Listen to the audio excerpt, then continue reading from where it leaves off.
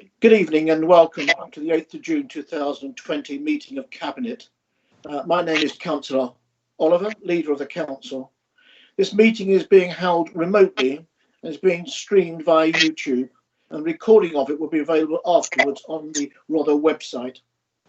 Councillors and officers are reminded to put their mobile phone on silent if they have one near them, leave your cameras on and mute the microphones when not speaking, as this will reduce feedback and background noise and saves bandwidth to prevent loss of connection. I would like to first do a roll call to check all members of Cabinet who are expected to attend are present. As I say your name, please turn on your microphone and confirm that you are connected. Councillor Christine Bayliss. Present. Councillor Jay Brewerton. Present. Councillor Terry Byrne. Present. Councillor Kevin Dixon. Present.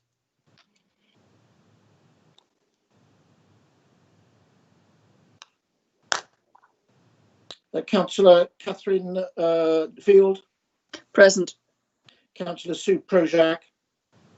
Present. Councillor Hazel Timpey. Present. Councillor Jonathan Vine Hall. Present. I would like to introduce officers that will be joining us today are as follows. Dr. Tony Leonard, Executive Director. Present. Malcolm Johnson, Executive Director. Present. Robin Venard, Assistant Director, Resources. Present. Ben Hook, Head of Service Acquisitions, Transformation and Regeneration. Present. Joe Powell, Head of Service, Housing and Community. Present. Richard Parker Harding, Head of Environmental Services, Licensing and Community Safety. Present. I would also like to introduce the following members who have agreed to wish to join this evening. If I can just go through so that for a roll check I've got you on our list. Councillors Paul Cortell. Present. Councillor Drayson. Present. Councillor Osborne. Present. Councillor John Barnes. Present. Councillor Mary Barnes. Present. Councillor Bird.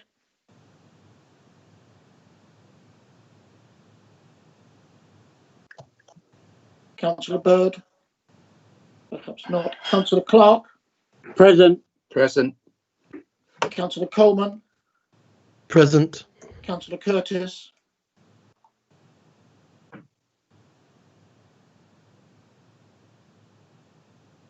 Not sure I got that one from Councillor Curtis. Councillor Earl Williams. Present. Councillor Ganley. Present. Councillor Gray.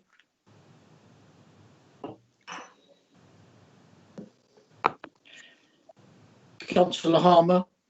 Present. Councillor Kirby Green. Present. Councillor Maynard.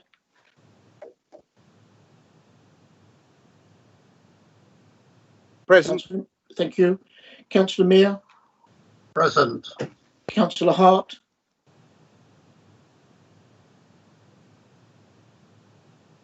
Having issues getting on. She hasn't got Teams on her machine. Right. Councillor Stevens. Present. Councillor Johnson. Present. Councillor Maidley. Present. There are also 3 technical staff at the meeting. I understand there's now 2 technical staff at the meeting to operate the live broadcast and to be on hand if there are any technical difficulties. The Democratic Services Officer Committee Clerk today is Julie Hollands. Members of the committee will be making the decisions today by a named vote.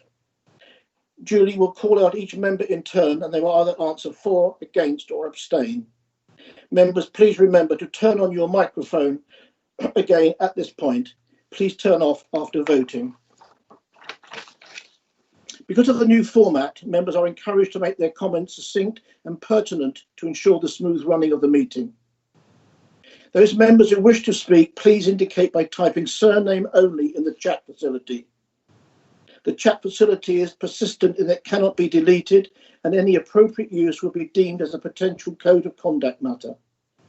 Officers wishing to respond to members' questions, please type interject.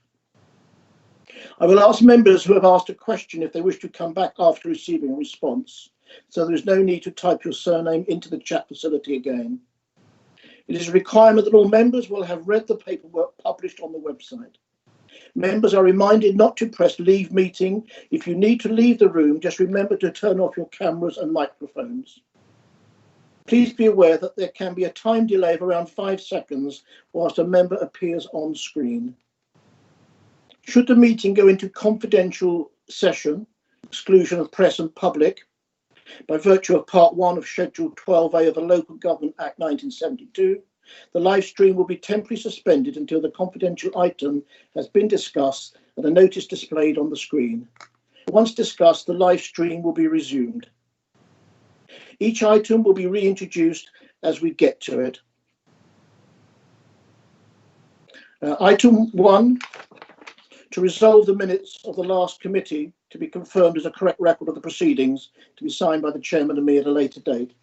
So move. Is a second, please? Second. Thank you. Can I have a name there? Councillor Vianhall. Thank you. Julie, are there any apologies for absence? No, there are no apologies for absence. Thank you. Julie, are there any additional agenda items? No, there are none. And are there any withdrawn items? We don't have that on the agenda. It's urgent decisions. We don't have any of those. Right. Sorry, my list had withdrawn urgent decisions and there are none. Thank you. Disclosure of interest, agenda item 5. Members, please speak clearly if you have a personal and prejudicial and say the agenda item it refers to. Thank you, Chairman. Councillor Prochak, I would like to declare personal and prejudicial interest as in agenda item 14, as I am the Council's appointed representative on the Delaware Pavilion Charitable Trust. Thank you. And I will redeclare at the time. Thank you. Any further declarations? Yes, Councillor Hazel Tempe. I would also like to declare a personal and pecuniary interest in item 14, as I am also a member of the Delaware Charitable Trust. Thank you. Thank you. If we can move to agenda item 6, and I'd like Ben Hook to introduce the report, please. Thank you, Chair. This report is a referral up from overview and scrutiny. It relates to the corporate plan and delivery programme, the consultation for which is proposed in the appendix. The consultation programme is for which is proposed in the appendix 1. The corporate plan is attached to appendix 2 for members' consideration with regards to the targets and actions held therein. There were a number of items that overview and scrutiny looked at in some detail during their meeting, and looking at this prior to agreeing that it should be sent to Cabinet before going out to consultation. I imagine that Councillor Osborne would like to take those through, given the chance. So I won't go into too much detail on those now. Needless to say, the corporate plan is attached for members' consideration, and we'd seek permission today to take this out to consultation to the public. Thank you, Ben. Councillor Osborne, being chair of overview and scrutiny, are there any comments you wish to make? No, I don't think so, Chairman. I'm struggling to remember back to beginning of March, so apologies for that. But no, I think overall the committee were happy with the way forward, and obviously it's slightly been delayed, but no, best we press on, I assume. Thank you. If I can invite Councillor Jonathan Vine-Hall. Thank you. Well, I think there were some useful comments made by scrutiny. I think the fact of the matter is that life has changed dramatically since scrutiny had a look at this corporate plan. I know there are quite a few details that just need to be tightened up, but I think on a bigger scale, we now have a completely changed environment that we have to review. And so I think that we should be taking this back to Cabinet to relook at it, rework it as required in light of the whole COVID situation that's occurred. And that's what I would be suggesting that we do. So we have a revised recommendation that the draft corporate plan consultation be deferred to consider the impact of COVID-19 pandemic, a review of the growing prosperity aim, the pending environment strategy, and report back to overview and scrutiny committee for revision. That's seconded. Thank you. Can we please vote on that? Thank you. Julie, can I ask, please? Yes, so I'm going to ask you to say for, against, or abstain. So, Councillor Bayliss. For. Councillor Broughton. For. Councillor Burton. Hello? Was that me?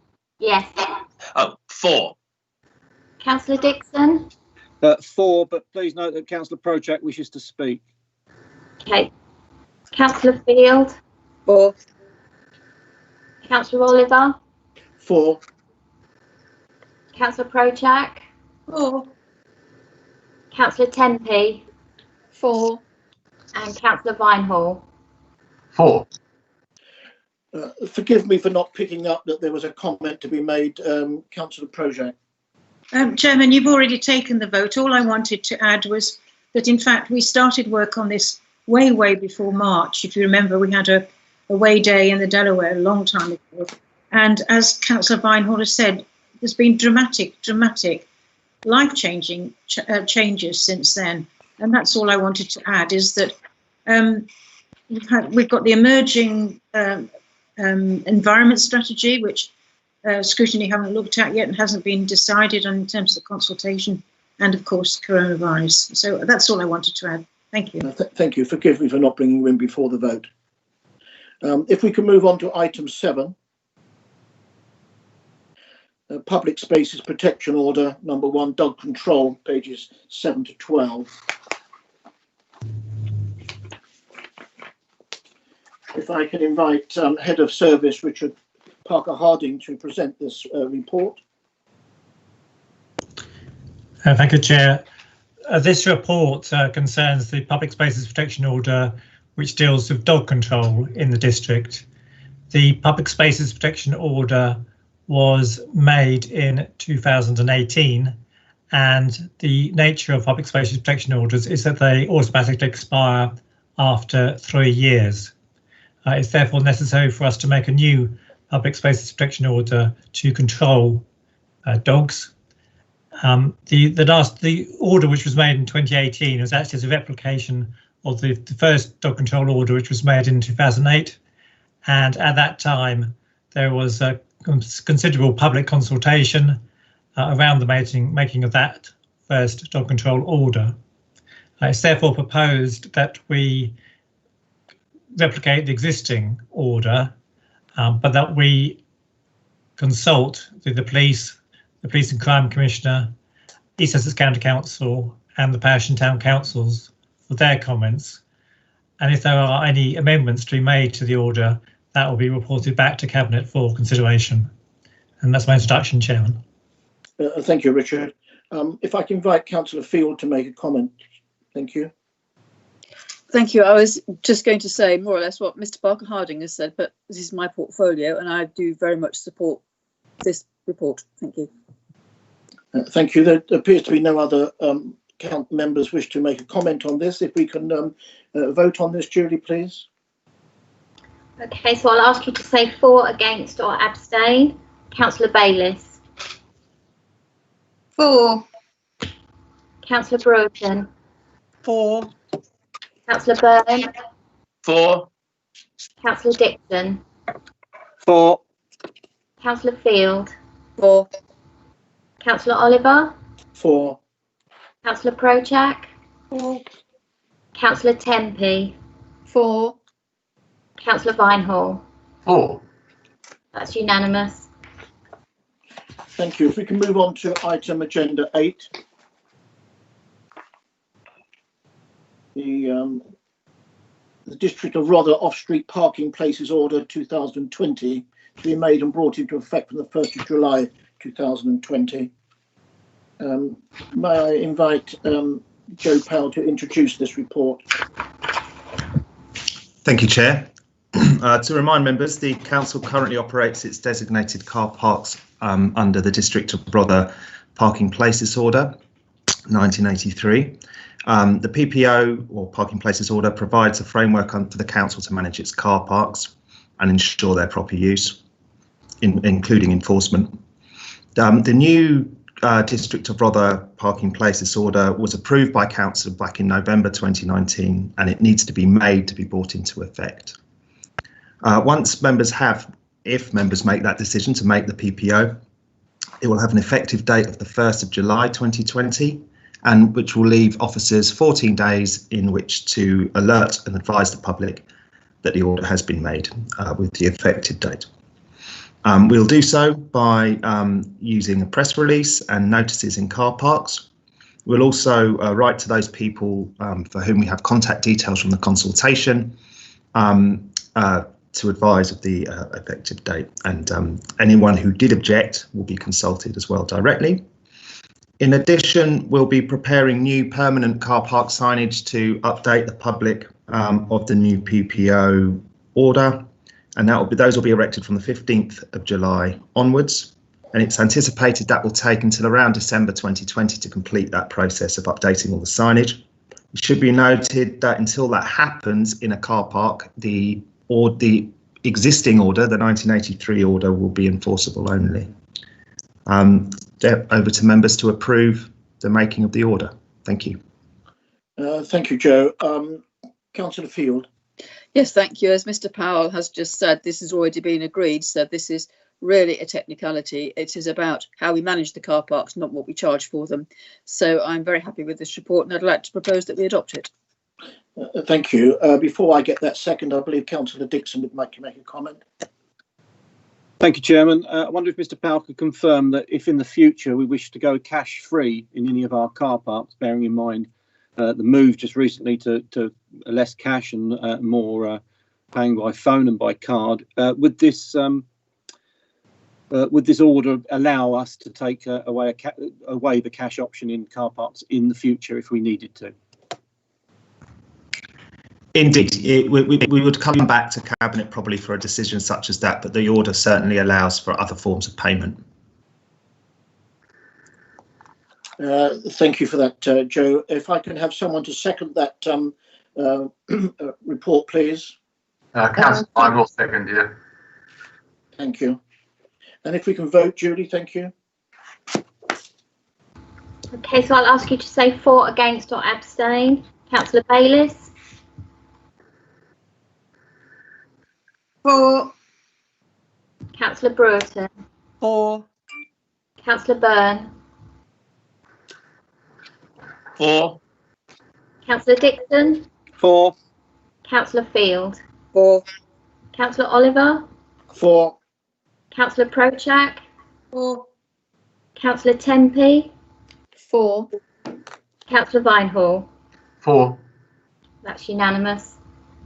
thank you. It's been brought to my attention that there wasn't a proposer and a second for item 7. Can that be adjusted now, Julie?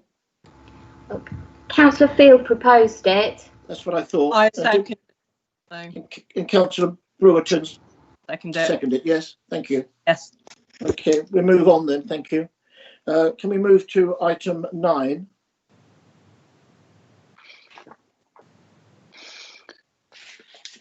Just bear with me, please. Thank you, Chair. If I can invite, sorry, Ben, if I can just invite you to produce the report, the recommendation to Council regarding development of Blackfriars. Thank you. So, thank you, Chair. Yes, of course. So this report relates to the compulsory purchase of land for the purposes of residential development at the Blackfriars site in Battle. There are a number of recommendations related to this. The primary purpose of this is to take the compulsory purchase forward to the next stage. As Cabinet may remember, back in January, you agreed that and gave permission for officers to start the compulsory purchase order process. We now need permission from yourselves to take that to the next step, which would be to conclude negotiations with any of the existing landowners and to appoint land referencing agents to undertake all searches on the land. And then we'd also seek permission from Cabinet to begin the drafting of the order to bring back to Cabinet and then on to full council for their approval. There is a recommendation to council included in this paper, and that is the allocation of funding. Both the reflection of the capital programme to the 8.7 million of the Housing Infrastructure Fund, which was the increased amount that Homes England have now afforded to Rother to bring forward this development, as well as an additional budget for land acquisition that's included within the confidential appendix. Simply what we're asking for is at this stage is for permission to continue, do the land referencing and undertake the drafting of the order to bring back to Cabinet and Council for approval. Thank you very much, Ben. If I could invite Councillor Terry Byrne, lead member for Housing and Homes. Thank you, Chairman. We have had quite a good sight of this, and this has been on the books for a long while. It's a very exciting development. We're finally going to build this block of 220 houses. I hope you've all seen that within the report is a definite statement about how we will take note of the environmental considerations. But really, at this stage, all we are doing is giving officers the go-ahead to pursue the compulsory purchase order route. So I think probably limiting debate at this stage to that point is wise. I would make, I hope it's not a picky comment, Ben, but on point 1 of the resolutions, it rather reads as if we're only acquiring land necessary for the spine road, because it actually says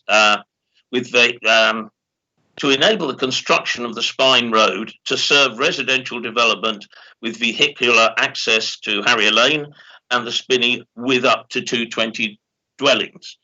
It's really saying the road is going to serve 220 dwellings, where if we actually look lower down, top of page 16, it then refers to access of Harrier Lane and the Spinney and the construction of up to 220 dwellings. So it's just, I thought that point 1 is not absolutely as clear as the rest of the report makes it quite clear, but I just wondered about any ambiguity in point 1. No, and that's a fair point, Councillor. I think at this stage it's important to, as part of this process, to be clear with members that the compulsory purchase of the land is for both the construction of the spine road and for the construction of the dwellings as well. Absolutely. Apart from that, I don't think I have any more to add. Thank you. There are 2 members that wish to make comments. First of all, Councillor Bayliss. Yes, thank you, Mr. Chairman. I would just like to say how much we welcome, or I welcome this as a really big step forward in providing additional housing for families in Rother. But I would like to ask a question of please, which is around project management software that's been used for this project. I thought I spotted that it was an Excel software as opposed to sort of project management software, and could you confirm? we're doing with that, bearing in mind the discussions we've had over the past year about improving our project management performance. Yeah, I mean, absolutely. I mean, we do use a range of tools. With regards to the creation of the timelines, the project officer involved, the project manager involved, sorry, felt that a spreadsheet was sufficient at this stage, bearing in mind that this is very high level in terms of the project. Once we start getting into the more detailed work, a more detailed software may be required, but at this stage the project managers content at this stage that they have the resources sufficient to deliver on this. Okay, thank you. Just to highlight that you know, with the say something like Microsoft project, it will actually produce these high level timelines for you, which, you know, if you have to amend or adjust or whatever, it becomes you know, a big time saver. But thank you very much, Mr. Hook. Thank you for that. Before I invite Councillor John Barnes, the Ward Councillor, Councillor Kevin Dixon, would like to make comment. Thank you, Kevin. Thank you very much, Chairman. And yes, as local member, I'd like to make a few comments. This falls entirely within my ward, and in fact, 220 houses will add 20% to the size of my ward. So this is a very, very big project for South Battle and Telham, and I think I have to acknowledge that it's not universally welcomed or accepted by some of the locals, but it is very, very important that this goes ahead. So far, we've had very, very good communications. We've had consultation with locals. We've had a display in the Memorial Hall in Battle, which is excellent. And all I ask going forward is that we try and bring the residents along with us, that we try and communicate effectively, frequently and honestly with them through mail drops or social media, and however we're going to do it, so that when we start works, we're very, very clear what's going on. And I feel if we do that, we will very much bring the local community on board with us, particularly as we're doing this ourselves. We'll be providing very large numbers of affordable housing for Battle. So it's a project to be welcomed. But if I could just make that comment about the communications. And other than that, I'm quite happy to second the motions. Ben, would you like to make just a confirmation on that, please? Yeah, absolutely, Councillor Dixon. Thank you for that. Of course, we will continue to consult with local residents. We've recently appointed the architects who are going to be bringing forward the reserve matters final design of the estate, and therefore once that process begins in earnest, we'll be able to start approaching the residents in a more detailed fashion with better idea of exactly what is going to be delivered on that site. Thank you. Thank you for being patient, Councillor John Barnes. Thank you, Chairman. Councillor Byrne made the first point that I wanted to make. So I think a new wording before it goes to Council on Section 1 would be helpful. Clearly, the grant that we obtained to build the Spine Road has absolutely opened up the possibility of this site. What is slightly disappointing is the extent of time that is going to be lost in legal processes, and I'm therefore quite grateful. I don't want to trespass too far into the confidential item, because otherwise we'd have to go into private session. But I think it's very sensible to actually have allotted a sizable budget to actually acquire the land by negotiation if possible. I hope very much we can do that, because it will speed the process up. This is a very much needed project. There will be some benefits for the people of Battle, but there will be enormous benefits to those who want affordable housing in Rother. My last point is, and it's probably for the future, I hope we can not only use our own housing company by the time we get this underway, but I would like us to experiment to see whether prefabricated housing wouldn't further speed the process. because we do need to deliver these houses and deliver them fast. Thank you very much, Mr. Chairman. Thank you, Councillor Barnes. Ben, is there any comments you wish to make on that, or otherwise? Only that the procurement of the architects, these matters were taken into serious consideration, and they've shown that they're very inclined towards modern methods of construction, which we would hope to deploy on this site. Thank you. If I can have someone to move the motion and second the motion, to be we need to have a minor amendment to be clear that we are compulsory purchase all the land, and I think that will adjust the recommendation thereafter. So if I can have someone to move this report, yes, please.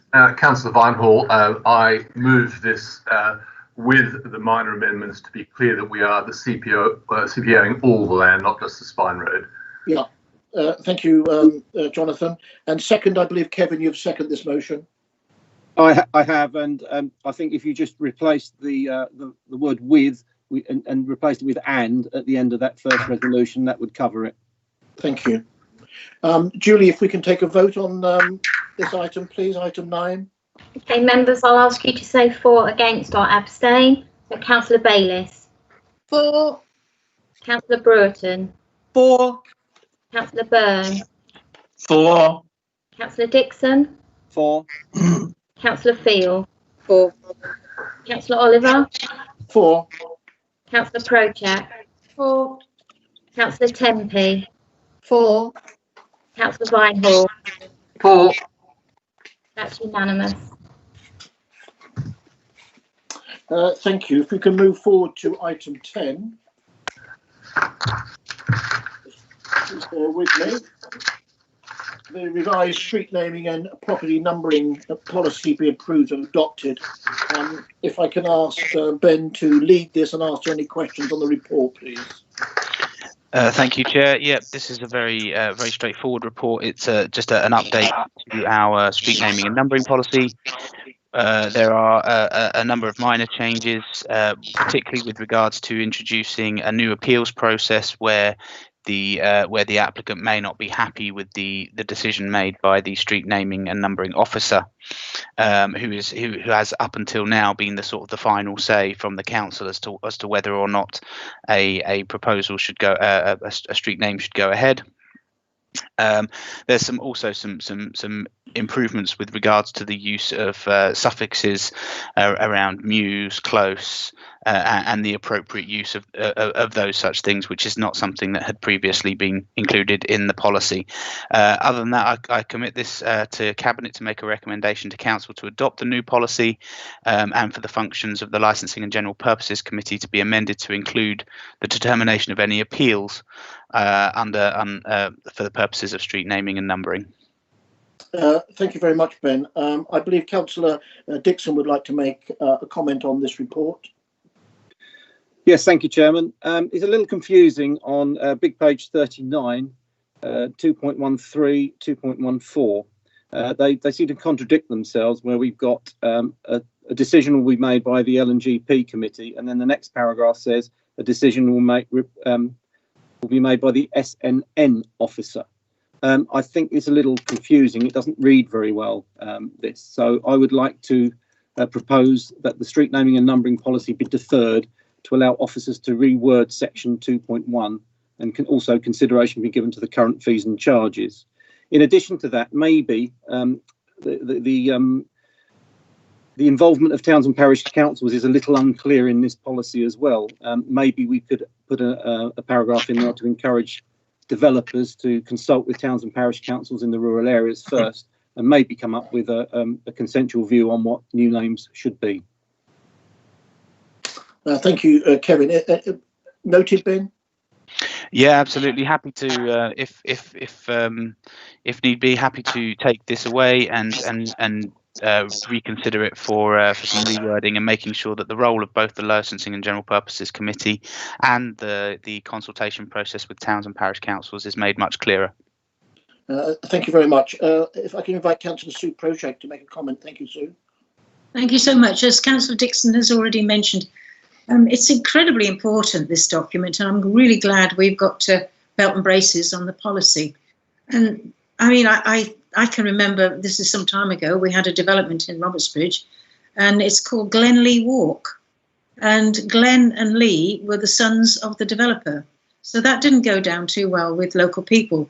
So it's really important that developers actually know and contact the parish councils, etc., and to get something, a name that is actually suitable, appropriate, and appropriate historically, maybe to the area. So thank you for that. If I can invite Councillor Jonathan Vinehall, please. Thank you. Well, I would concur with both those comments, having experienced the approach taken to parish councils myself. You do tend to feel any comments that are put in are generally ignored, and I have noted an increase in the urbanisation of the names of new streets in rural areas, which really do clash, and generally the area has some historic component which can be included in the name, rather than just choosing the name of a developer or something similar. So I very much support Councillor Dixon and Prochak in that. Thank you. If I can invite Councillor Terry Byrne to be followed by Councillor John Barnes. Thank you. Thank you, Chairman. First of all, yes, I agree with everything that Kevin suggested, especially the way in which we would resolve any impasse between any bodies who thought they were the final arbiter on naming.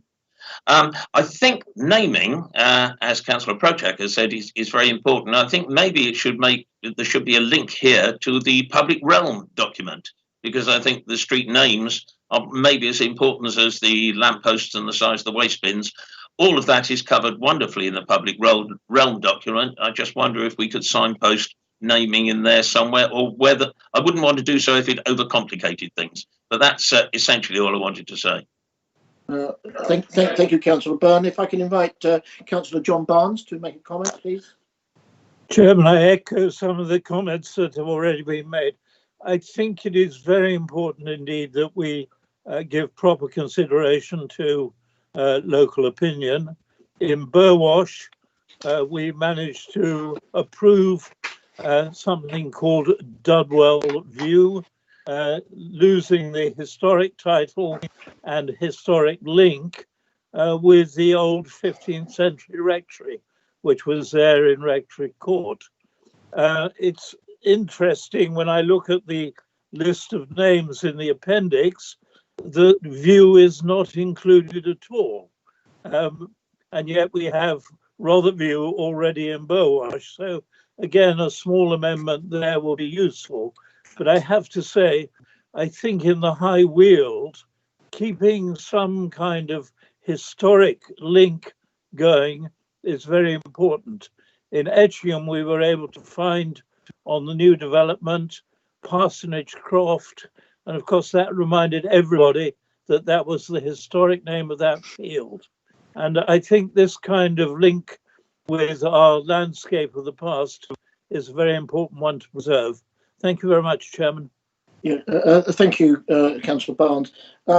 If there are no other comments to be made, can I have someone please to move this report? Chairman, I already moved a substitute recommendation. Thank you. And is that second, please? Yes, seconded, Chairman. And Julie, if we can take a vote on this, thank you very much. Okay, members, I should ask you to say for, against, or abstain. Councillor Bailey. For. Councillor Brewerton. For. Councillor Byrne. For. Councillor Dixon. For. Councillor Field. For. Councillor Oliver. For. Councillor Prochak. For. Councillor Tempe. For. Councillor Vinehall. Councillor Vinehall. For. That's unanimous. Thank you very much. If we can move forward to agenda item 11, the revised property investment strategy as set out in Appendix 2 be approved and adopted. If I can invite Ben Hook to lead this report and answer any questions to the report, please. Thank you, Chair. Yes, so this is a proposed revision to our property investment strategy, the new strategy being set out in Appendix 2, which is the recommendation we're asking Cabinet to make to Council. The primary revisions included within the strategy relate to the allowing and enabling flexibility in the strategy where it was once a bit prescriptive. So whilst the general guidelines remain similar, it allows flexibility with regards to both the lot size that we would be seeking to account for, and as well as the potential geographical area that should rules continue to allow us to do so, that as part of any commercial investment strategy that would come forward, we might seek to invest monies outside of district, which is something that we are yet to do. Also included within the paper is a revision to the property investment panel terms of reference. These revisions amend the numbers of members from 5 to 6 and address the members of Cabinet and non-members of Cabinet that can be included within that. So the revision is suggested that 3 members of Cabinet and 3 non-members of Cabinet, whereas it was previously 2 members of Cabinet and 3 non-members of Cabinet. I'm willing to take any questions. Thank you, Ben. If I can invite Councillor Bayliss, please. Yes, thank you very much. On the Appendix 1, you've got there that there's a nil value to the land at Barnhorn Green, Bexhill, and I just wondered if you could explain the reasons why it looks like we've spent £610,000 on land and it's now of nil value. So this site was bought as a development site. It was the development was the site was as part of a housing site and allocated through the planning process for commercial and a doctor's surgery. The value as at 31st of the 3rd 2020 was the valuation provided for in the revaluation of our entire property portfolio. Whilst we purchased it for 600,000, which was the a good price in terms of market price, we recognised the fact that the final development value was going to struggle to retain that value at the end of once it's been developed. So if we were to sell all of the properties at the end of the development, which is not our intention to do so, then the money that was recouped would not be enough to cover the overall development. But the model that we operate at the council is a regeneration and invest to earn model, where we seek to regenerate areas and enable development to come forward where it may not do so through general market reasons. And we are investing in the site to develop it to earn an income through both the doctor surgery and the commercial properties that will be on there. So it currently has a technical value of 0, but any real world market valuation would attach a value to that land, which is what we paid for it. Councillor Bayliss, does that sort of clarify the point you raised? Yes, it clarifies it perfectly. Thank you. Thank you. If I can invite Jonathan Vinehall to make a comment. Thank you, Jonathan. Thank you, Chairman. I have a few comments. I don't think, broadly speaking, I support this with one. You've muted yourself, Jonathan. Apologies, my notes muted the computer. My apologies.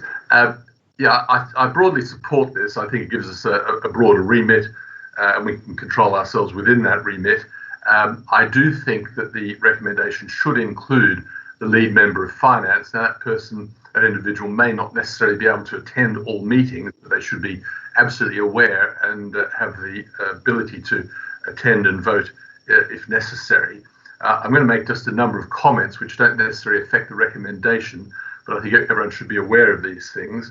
On page 54.10, the estimate for this year is from a report later in the Cabinet reports, is actually 444, not 544, which I think was the earlier projection. So just for people to be aware that that figure is not likely to be the one written down there.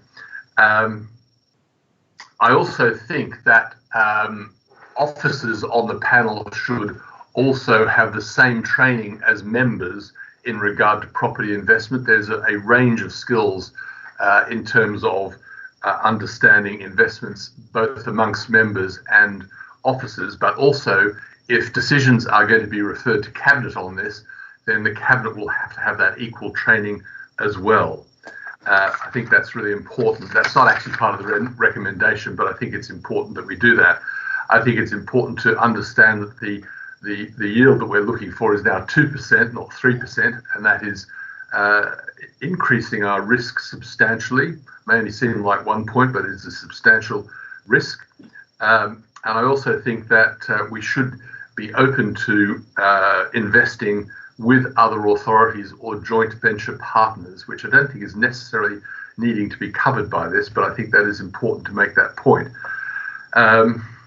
There's a real minor point on Appendix 3, page 62, because in one sentence we refer to councillors and in the next, or in members, and the next sentence we refer to councillors. I think that's just a little tweak that needs to be corrected when it's finalised, and that's really the points that I wanted to make. But the main one affecting the recommendation is for the lead in finance to be on that committee.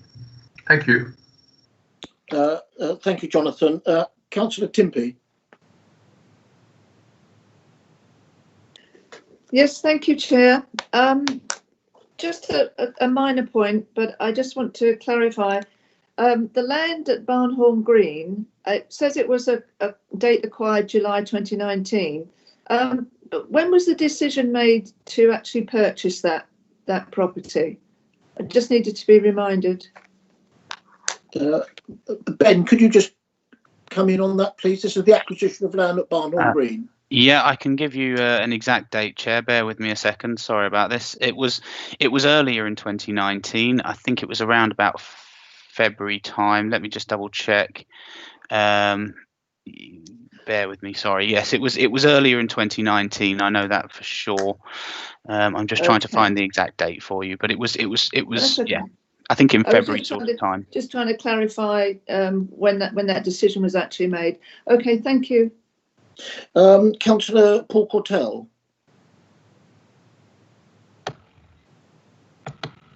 Thank you, Chair. Again, back to Appendix 1 on page 62 of the agenda. I noticed that most of the properties have a higher value than the original purchase price, but the exception seems to be Glover's House. Now, that investment was made in April 2019 by the former administration, and it's shrunk by 1.7 million in value. That's a drop of 23%. Now, mistakes can occur in investment, but what's particularly concerning, I think, is that a single investment constitutes over half the entire portfolio. Now, I think it was Councillor Vinehall who referred to training. Do correct me if I'm wrong. It's generally deemed wise investment practice not to place as much of a percentage of a portfolio on one investment, so that a loss can be countered by gains in other investments, and I hope the panel will bear this in mind in the future. And I'd like to ask an opinion of the officer. Are we likely to see this particular investment bounce back soon in terms of value? Ben, have you got a response to that? Yeah, absolutely. I mean, I think it's very important to be clear with regards to valuation and how that works valuations in this marketplace are done by comparables. So what's the nearest comparison that can be made to that, and what's the rental income being driven by that to create a sort of a wider marketplace. Now, it's long been known that Bexhill as an office marketplace is been in effect a broken market, which is why the very raison d'etre of Sea Change Sussex is to bring forward development that would not have been brought forward by traditional developers in the marketplace. So there is a certain element of risk in terms of capital valuation. I think capital valuation only makes any substantive difference if you're looking or seeking to dispose of that asset. Now, the previous the current in property investment strategy and the proposed new one that's in before members is very clear about this is about long-term thinking, and therefore the current value, the capital value of that asset is less important than the income that it drives. In terms of addressing its ratio or percentage of the overall portfolio, the items laid out in Appendix 1 are only those items that have been purchased through the property investment strategy since its original adoption. It does not encompass the entire property portfolio, which is significantly larger and is reported to overview and scrutiny and through the performance indicators as having an income in excess of 1.6 million. To this council. So just to put that into context with regards to that, in terms of future acquisitions, all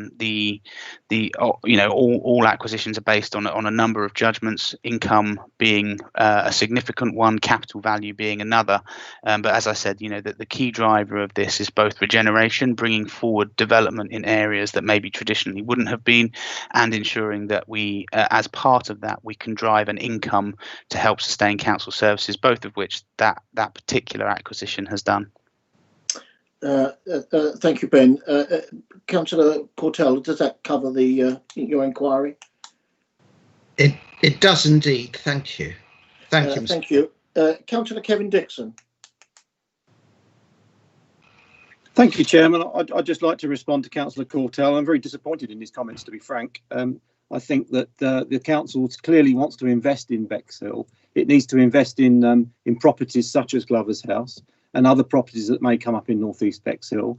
It's something that the council wants to be control of, promote, and flourish. And we're not in this for the quick win. We're not in this to make immediate gains on a lot of these properties. This is also about regeneration as much as it can be about investment. So I think it's an excellent place to invest money. It will, over time, be a good investment, but it also is jobs for Bexhill and an investment in the district, and that's what we should be all about.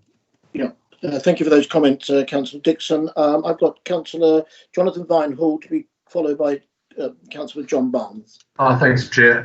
Well, good point brought up by Councillor Cortell, and I have to say that I don't disagree with him. I mean, it's only a year, it's not a great deal of time ago, a year ago, that it was purchased, and it would have been valued at that time by surveyors to determine the correct purchase value. And it does concern me rather that the capital value has slipped away. I don't disagree it's a long-term investment. I don't disagree it's a regenerative investment, but it does seem a very large slip in valuation in a year's time when we would have had it valued by surveyors at that time. Ben, perhaps you could sort of shed some light on that. I mean, it's not trying to sort of witch hunt this one out or anything, but it does seem a rather large drop in evaluation over a period of a year. Yeah, I mean, it is lower than what was originally valued at. I mean, I think because of the lack of any reasonable comparables, the original Red Book valuation, which is the independent valuation we acquire before continuing the purchase, indicated that there was a slightly lower value than what we were willing to pay to acquire the property. But that, again, there's a slight difference between an independent sort of Red Book processed valuation and what one might be willing to pay in the marketplace. In terms of the valuation drop, that can be down to a number of factors. I would say that our valuer has changed. We've changed our valuer in the process, and so they will have taken maybe a different stance to the previous valuation approach. In regards to the drop, we knew that the original purchase price was slightly higher than the original valuation for sure, but like we said, it's a long-term asset builder. So thank you. Thank you for that, Ben.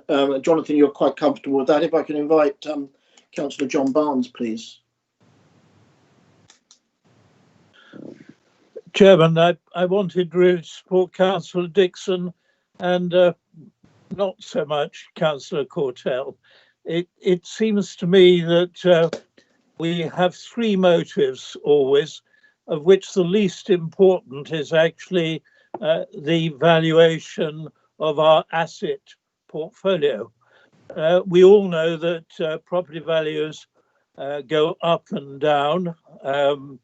It's an extraordinary phenomenon to watch, although the overall trend is always upward. Land has always gone up ever since the Norman Conquest. What you must never do is to be pushed to a point where you're forced to sell. But the important motive here, and it was one which I think the last administration took, was rather than cut services, we would actually build up income in order to support our council. And so the crucial figures are less the capital value at any one point, but whether we are actually generating income to support the work of the council, which we would all want to do.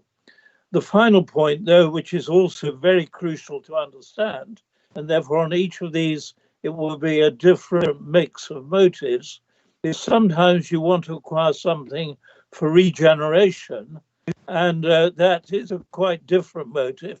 And there you might well actually be in the very long term indeed, because it's the side benefits rather than the immediate benefit that you're looking to make. So it's a complex business. I really think on the whole I congratulate the property investment team. Over the years they have generated quite sizable sums of income for us. Equally, we have another form of property investment through our reserves. That too goes up and down, but again, what really matters to us is maintaining a steady income to support the services which we all value. We don't want to be forced into cuts. Thank you, Councillor John Barnes. If I can invite Councillor Kevin Dixon, please. Thank you, Chairman. Just for the sake of clarity, it should be pointed out and declare a personal interest as the council's representative on Sea Change Sussex, who we did buy this building from. Not that I was the representative at that point, but just for the sake of clarity. Thank you, Chairman. Thank you for that point, Councillor Dixon. If we can get to a situation where we look to move this report, I believe there's an alternative recommendation. If I can invite Councillor Dixon, please. Thank you, Chairman. Taking up on Councillor Vinehall's comments earlier, I'd like to add a recommendation. So the recommendation should now read: 1, that the revised terms of reference for the property investment panel set out in Appendix 3 be approved, and 2, and this is slightly different from what is printed in front of us, all members of Cabinet and members and officers of the property investment panel receive property investment training. Thank you. Thank you. If I've got someone pleased to second that. Chairman, I'm very happy to second that, and particularly as we have energy regeneration as one of the factors of investment. Thank you. I'll second that. Thank you. If Julie, we could please go to a vote on this item, being item 11. The members, I will ask you to say for, against or abstain. Councillor Bayliss. For. Councillor Brewerton. For. Councillor Byrne. For. Councillor Dixon. For. Councillor Field. For. Councillor Oliver. For. Councillor Prochak. For. Councillor Tempe. For. And Councillor Vinehall. For. That's unanimous. Thank you, Julie. If we can move forward, please, to agenda item 12. Economic Recovery Steering Group Terms of Reference. If I can invite Ben Hook to lead and answer questions on this report. Thank you, Chair. Yes. So following the obviously following the COVID-19 pandemic, which has had serious and will have lasting impacts on the economy of Rother District, we are seeking to establish an economic recovery steering group, which will consider the impact that of the pandemic onto the economy and make recommendations for a strategy and action plan for both the immediate recovery and medium-term recovery of the economy. The recommendation is that this be a cross-party economic recovery steering group, the terms of reference of which are attached at Appendix 1, and the 7 members to sit on the economic recovery group, we ask that they be confirmed. Thank you for that, Ben. I'm just identifying here who would like to ask questions on this. I think, Jonathan, is that you still asking a question on item 12? I actually had that up for the previous item, but not to worry. I beg your pardon, it doesn't sort of specify here. Don't worry about it, that's okay. Okay, thank you. Councillor Catherine Field, please. Yes, thank you. I think this is absolutely an essential thing to do. I believe the ramifications of COVID-19 are going to be enormous and last us for a very long time. So it's crucial that we get this right and start planning early. I think we'll all have noticed the benefits that we've had actually from lockdown in terms of getting out and about more, talking to people more, being more sociable and cleaner air. So I do think this is an ideal opportunity to make sure that whatever we do to have an economic recovery, that it is had our environment strategy consultation. We've yet to hear the results, but we know our environment strategy is going to be the key policy, I believe, in this council for the economic and physical and mental well-being for all our residents. And now is a good time to start. Thank you for those comments. If I can invite Councillor Terry Byrne. Thank you, Chairman. The economic recovery, I think this has already been touched on. We are in changing times, and I think it's going to be important that the steering group keep abreast of everything that the government is doing. They seem to be handing out money with different criteria, different grants. It's not always easy to see exactly what they're trying to achieve, but it'll be vital that we stay on point and we understand all the money that is available and areas in which we could apply it and areas in which we could apply it for grants. I also think it's very important, picking up Councillor Field's point, that we look at the changing opportunities, the changing face of recovery. Things are not going to go back to how they were. Business opportunities are going to be different, and that is going to make different areas of business are going to become viable, others maybe less so. So the whole economic strategy is changing, and any steering group has really got to be open to new thinking and be alert to any of these changes. Thank you, Chairman. Thank you for that, Councillor Byrne. Councillor Sam Coleman. Thank you, Chair. Only to say that I hope that the Economic Recovery Steering Group will extend a branch of communication with the Anti-Poverty Task and Finish Group to make sure that anything we do to recover our economy following COVID bears in mind the obvious extra levels of poverty that are likely to come with the fallout from this crisis. Thank you. Thank you. If I can invite Councillor Eleanor Kirby-Green, please.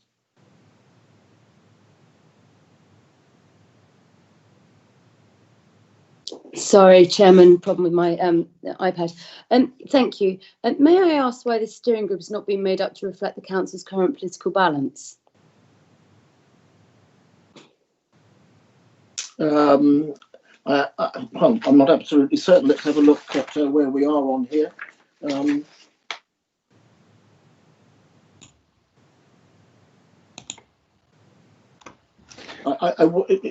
Are we in a situation, if Dr. Leonard can just clarify that for me? I can indeed, Chairman. Thank you very much indeed. The purpose of this is to be cross-party. It wasn't meant to be political. It was meant to be cross-party, getting all people's views. It's an economic recovery steering group. It has no has no powers. Anything that they recommend will have to come back to Cabinet. So it's felt that a cross-party representation on this, because it affects all walks of life, would be the most appropriate way forward. Thank you for that, and I hope that perhaps deals with the inquiry, Councillor Kirby-Green. Yeah, thank you. Councillor Bayliss, thank you.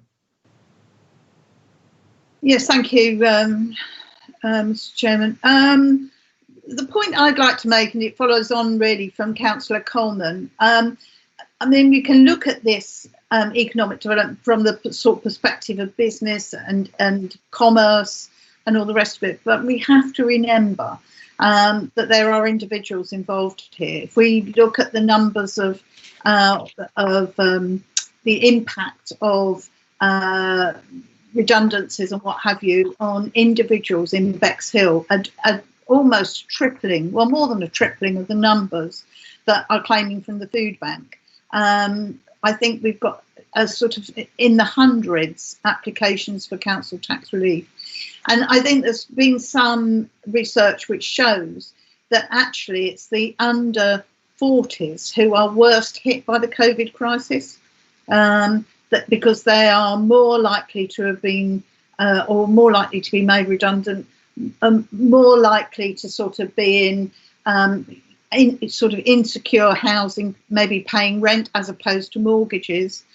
And so we need, when we're working on this, we need to focus from the individual's perspective as well as from the commerce and the economic side. So I just wanted to add that and look forward to working across party with colleagues to developing a really effective plan. Thank you for those comments. Councillor Projak, please. Thank you. Just to add to Councillor Field, is that I think most of us on Cabinet have been to discussion groups and Zoom meetings of one sort or another about the recovery, so-called recovery. And every one I've been to say that the jobs that are going to be created are in the green economy. And I do think that this is really central. And Councillor Bayliss talks about the people who are, it's going to get worse, who are going to come off benefit, whatever. We've got to create jobs for them. And I'm really glad it's cross-party, because green solutions need to be cross-party. Thank you. Councillor Terry Byrne, please. Thank you, Chairman. I think we ought to point out again that this is the Economic Recovery Steering Group terms of reference. Now, certainly, if we get a thriving economy, then there are all sorts of links into poverty, into supporting other organisations, supporting environmental organisations. But first and foremost, we've got to look at economic recovery and focus on that in order that we can then filter out or at least extend the benefits of a healthy economy into those other areas. But I wouldn't want to, if we try and take economic recovery as every aspect of life in Bexhill, which I agree there is an argument for saying that, but I think if we do that, it will dilute the terms of reference and it will dilute the effectiveness of that particular group. So I would rather go for economic recovery with, as Councillor Coleman referred, specific links to other interested groups. And as I say, probably every group is interested in economic recovery in some way or another. Thank you. Thank you for that comment. This is an exceptionally important piece of work that we're going to need to be working and coming together with. And I do like this working together. I think that's such important because we'll be able to identify exactly what we want to get out of this. I have got the names here from for those members who will be standing on this particular committee. It will be councillors J1 and Timpey, councillors Gary Curtis and Paul Osborne. And forgive me, Kevin, I did have a note of your nominees, but I think I've put them to one side somewhere. Could you just remind me? Yes, Leader. Councillors Field and Cook. Thank you very much. And I believe that's where we are with regard to the 7 that are nominated for this particular recovery steering group. If I can have someone please to, may I just inquire about substitutes? Presumably, could we just have a nominated substitute on the day of these meetings? Is that acceptable? Chairman, that's for you to determine. If you wish to include that in the terms of reference, then you're more than welcome to. That if a member can't attend, then the substitute can be sent. Yeah, if that seems to be an agreeable way of doing it, so that we're not tying somebody down on the day of the meeting. I'll amend the terms of reference accordingly then. Thank you very much. If I can have someone please to move this report. I would like to move the report with the amendment just mentioned by Dr. Leonard. Thank you. And to be second? Councillor Temple, second. Thank you. Julie, if we could take a vote, thank you very much. Okay, members, I will ask you to say for, against or abstain. Councillor Bayliss. Yes, for. Councillor Brewerton. For. Councillor Burns. For. Councillor Dixon.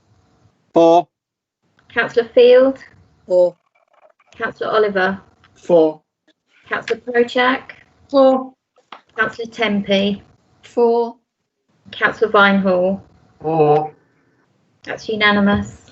It was remiss of me not to include Councillor Bayliss as the a member of this committee. Apologies. Okay, if we can move forward to item 13.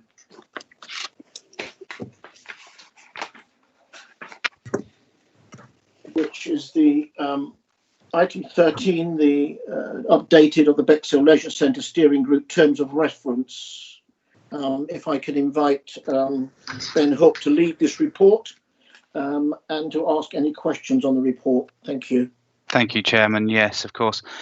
So in March, just prior to the pandemic and the lockdown, Cabinet approved the terms of reference for the Bexhill Leisure Centre Steering Group, and that be established to monitor and feed into the project that had at that time been sort of been indicated that we were going to progress. I think since the COVID crisis, members really think that taking a step back at this stage and reviewing the impact of COVID-19 on the council and how that might result in the need to review what projects we do and don't take forward. I think at this stage, so we are presenting an updated terms of reference, which is asking the steering group to review the options that are available prior to taking forward any particular project, the options that are available for leisure services within Bexhill. The four main options, there will be others that might need to be considered, are listed out in the terms of reference.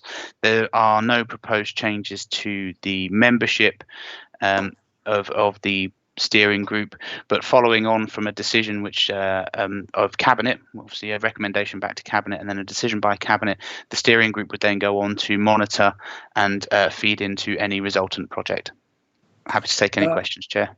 Yeah, thank you for that, Bennett. Before I invite Councillor Brewerton to comment on this, I would just like to confirm that all members would be encouraged to be in attendance to the steering group meetings. I think it is important that those that have a vested interest or any form of interest could be involved as with any other council meeting. Councillor J. Brewerton. Thank you. I just want to actually add, as a local authority, we have a central role to play in the provision of community sports and recreational facilities, whether it's skate parks, to leisure centres, to countryside parks, to football and cricket grounds.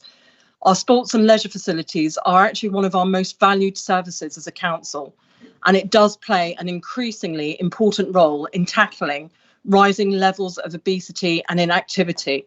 It really shocked me last year as a councillor that we have such high levels of obesity and inactivity in our local area. It's especially important for all residents as well, for mental health. So as a council, as a cabinet member, as cabinet, we are fully committed to improving existing facilities and also the creation of new leisure facilities too. Thank you for that. Do I have someone, please, would you move this resolution? I will move the resolution. Thank you. I was going to move the resolution, but there we go. Sorry, I didn't seconded, catch that, Councillor Jonathan. Tempe. Did you get Thank that, Chair? Thank you. Seconded, Thank you. Councillor Tempe. Thank you. If we can, Julie, if we could please move for a vote. Oh, I beg your pardon. I've got somebody wants to make a comment. Right, before we take a vote, Councillor Cortell.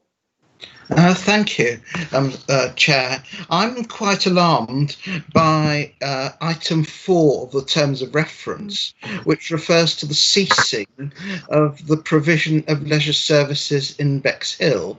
I fully support what Councillor Bruton has said about the importance of sport for both physical and mental health, and representing a ward which is one of the poorest in Rother, where there is a lower proportion of car owners than in some other wards, and which is accessible to the present leisure centre. I'm quite concerned about the possibility of scrapping leisure services in Bexhill completely, and I'd like to I'd like the Cabinet to consider removing option 4 from the terms of reference.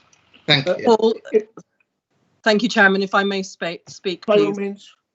Councillor Cattell, it was obviously an observation that I had previously made myself, and I have raised that in a private discussion.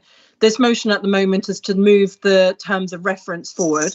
I can assure you, whilst on my watch and as Cabinet and portfolio holder of this, I will not be allowing any ceasing of services, of leisure services. Rather, but it is a consideration that has to be made with current budget cuts, so that's why it's on the document. I've already queried it. Thank you very much. Sorry, thank you, Paul. Could I invite Ben Hook just to confirm why that was incorporated into the terms of reference, please, Ben? Yeah, absolutely. Thank you, Leader. Sorry, I'll just turn my camera on there. I think as we've tried to list out all the possible options, it is an option. It's not necessarily one that members would find or residents would find palatable, but it has to be an option that either has to be considered or discounted at this stage. And it's right that the steering group has the opportunity to do that. We felt that we didn't want to exclude any options from the steering group members, be them positive or negative. Yeah, thank you for those comments. I think we've had this moved and second, and we haven't done a vote yet, I don't think, Julie, have we? No, again, members, I'll ask you to say for, against or abstain. Councillor Bayliss. For. Councillor Bruton. For. Councillor Burns. For. Councillor Dixon. For. Councillor Field. For. Councillor Oliver. For. Councillor Prochak. For. Councillor Tempe. For. Councillor Vinehall. For. That's unanimous.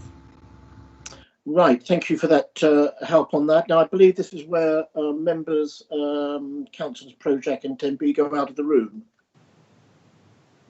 Yes, because we're Item declaring 14. an interest, so we have to leave. Thank you. Chairman, Julie need, will let you back in. Before I go, I need to redeclare the reason why I'm going, and that's because I'm the council's appointed member on the Board of Trustees of the Delaware Pavilion Charitable Trust. Thank you. Thank you. And Councillor Tempe, would you care to redeclare? She's gone. She's gone. Okay. And Julie will let you back in. Okay, item 14, which really is an impact to COVID-19, as far as I'm concerned, a massive impact to us locally, where we have been asked to consider a rescue package for the Delaware Pavilion and to come up with a funding agreement. And if I can invite Ben to lead on this and put forward and respond to any questions, please. Thank you, Chairman. Yes, obviously, We've spoken tonight already about a number of the potential impacts of the COVID-19 pandemic. This will be one of the most prominent. The Delaware Pavilion is one of our key economic and cultural assets within the district, and a lot of their income derives from their live programming, which has significantly improved over the last sort of 5 to 10 years. Drawing in audiences from all over the southeast and occasionally internationally as well. The Delaware Pavilion have put forward an ask to the council to support them through this difficult time, with an urgent support rescue plan, a rescue package of up to £350,000, which will be met from the medium-term financial plan earmarked reserve, but will be recovered through an annual reduction in the grant that Rother District Council gives to the Delaware Pavilion through the service level agreement on an ongoing basis, and that both the drawdown and recovery of that grant will be based on an open book approach, where our accountants will work with the finance people at the Delaware to make sure that they draw down no more than is necessary to sustain the pavilion, but also pay back at the earliest opportunity without threat to their business model. It's also asked that, as part of this, the Cabinet resolve that the current service level agreement between the Delaware Pavilion and Rother District Council be extended for 3 years until March 2024. This just gives the Pavilion some certainty over their medium-term future and allows them to model their finances into the future. Thank you. Thank you for those comments, Ben. If I can invite, first of all, Jonathan Vinehall, who wishes to make a comment. Thank you, Chair. Thank you. Well, I just thought it was worth putting this thing in perspective. You know, one of the first decisions we took, or urgent decisions after the COVID lockdown, was to agree £38,000 per month for the leisure centre, which seemed to be the sensible thing to do, as if that closed down, we may find ourselves with a bigger problem. And it's not a similar situation with the Delaware, as we own the building. They have 420,000 visitors per year, which is, believe it or not, 80% plus more than the leisure centres combined have, or the leisure centre has. So I think it's, to put it in perspective, this is actually pretty reasonable, given the importance of the Delaware Pavilion to Bexhill and tourism in Rother generally. So I think this is important to support it. And at the end of the day, it's a drawdown facility, so it's really just helping them through a period of time. Thank you. Thank you for those comments. If I can invite Councillor Christine Bayliss. Yes, thank you, Mr. Chairman. I just want to say that I urge my colleagues on the Cabinet to support this. The Delaware is a linchpin of our creative industries in Bexhill. They do some amazing work with various different artists and the creative music and what have you. And this would be a real shame and a real disaster for Rother and the creative industries if the pavilion were to go under. So opening this facility up is absolutely the right thing to do. Thank you. Councillor Jay Brewerton. Thank you, Chairman. I just wanted to ask, obviously the government briefings released 160 million into the Arts Council. I would assume Delaware Pavilion are very proactive, that they have already applied for a grant to the Arts Council and possibly the National Lottery and other places. Do we know how much of those grants, what they represent? Ben, are you able to respond to that, or possibly Dr. Leonard? Yeah, I mean, absolutely. We as laid out in the paper, the Pavilion has advised us that they have a funding gap this year, estimated at about £500,000.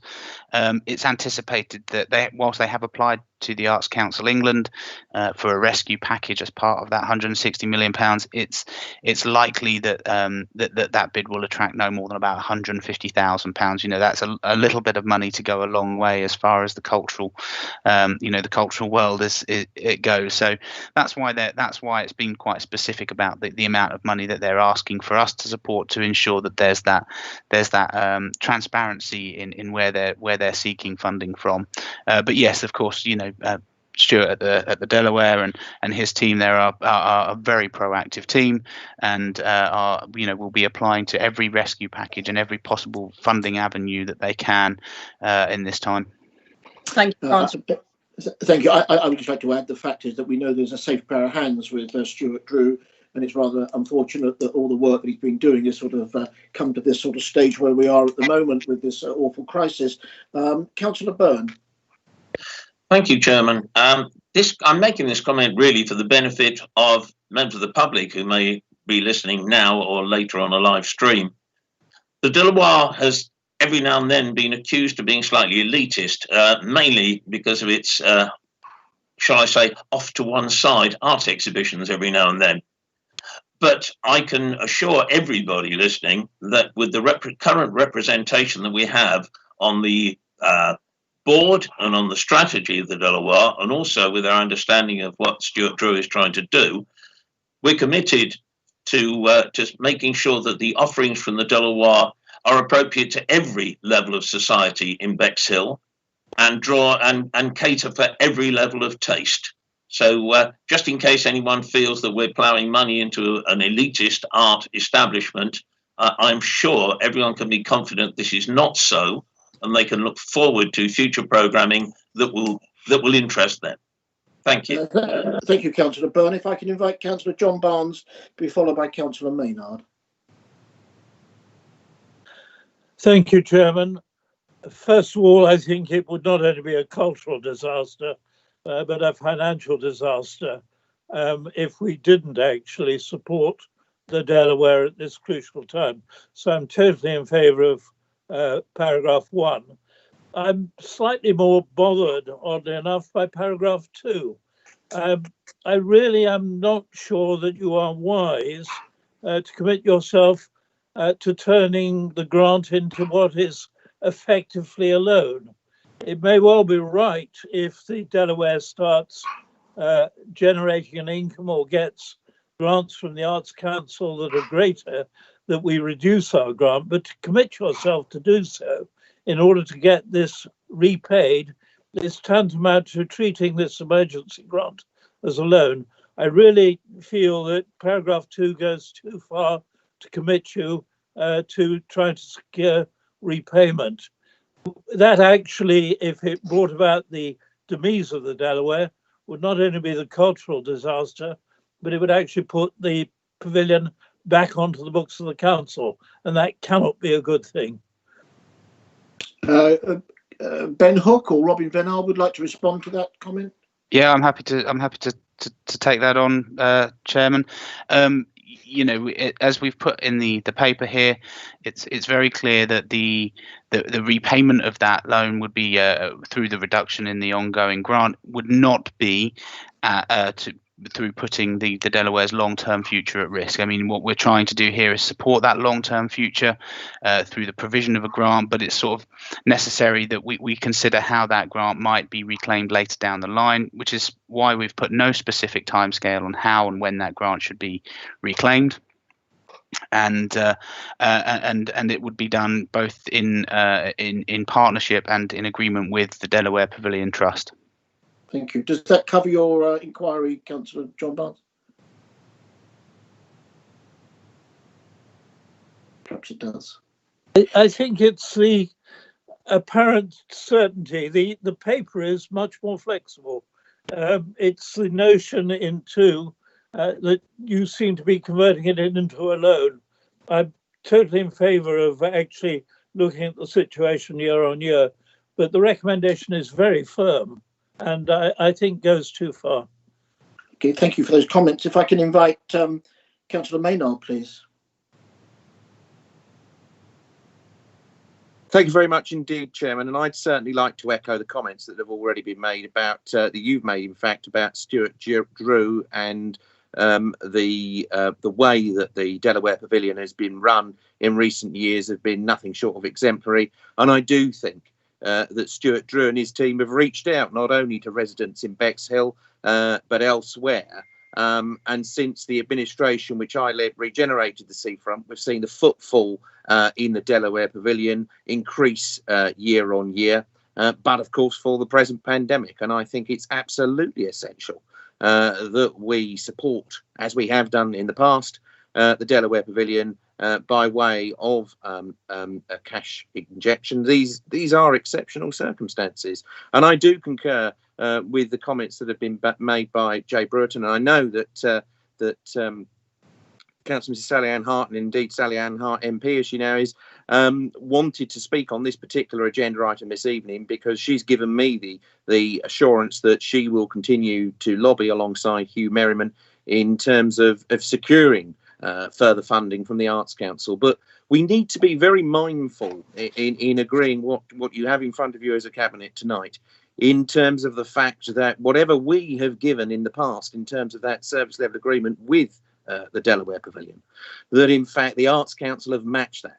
So for the longer term, were we to reduce the amount that we give to the Delaware Pavilion, that could indeed put the working relationship and indeed the vitality and indeed the sustainability of the Delaware Pavilion at risk, because quite clearly the two grants have been complementary. The Arts Council England have matched what Rother have delivered. So I echo the comments also that Councillor Barnes has made.